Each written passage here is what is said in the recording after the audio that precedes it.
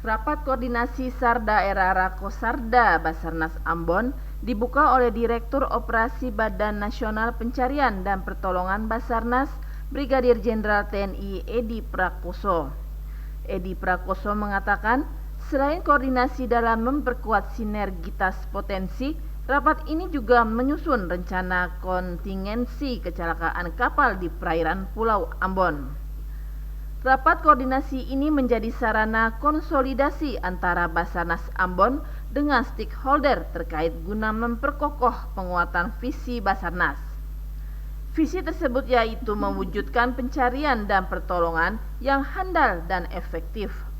Koordinasi dalam memberikan pencarian dan pertolongan Basarnas meliputi kecelakaan pesawat udara, kapal bencana pada tahap tanggap darurat, serta pengamanan kondisi yang membahayakan manusia. Dikatakan kantor pencarian dan pertolongan Ambon memiliki wilayah kerja yang sangat mencangkup seluruh wilayah Provinsi Maluku. Menurut Prakoso, luas wilayah ini menjadi tantangan tersendiri bagi kantor pencarian dan pertolongan Ambon dalam mewujudkan pelayanan optimal kepada masyarakat. Untuk merealisasi hal tersebut, diwujudkan koordinasi dan sinergitas dengan instansi dan stakeholder terkait.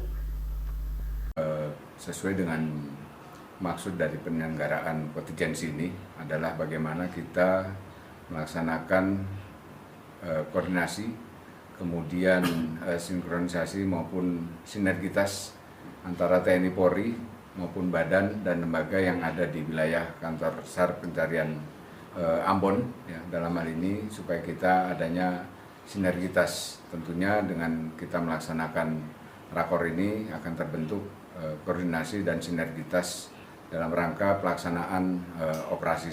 Direktur Operasi Badan Nasional Pencarian dan Pertolongan Basarnas Brigadir Jenderal TNI Edi Prakoso mengaku dengan sejumlah keterbatasan pihaknya membutuhkan bantuan sejumlah potensi SAR yang ada. Untuk itu, rapat koordinasi SAR Daerah Basarnas Ambon menghadirkan sejumlah instansi dan stakeholder terkait antara lain Lantamal, Bakamla, BMKG, TNI Polri, KSOP, Bea Cukai, Dinas Perhubungan, dan Orari. Melki Ungas Sarles melaporkan.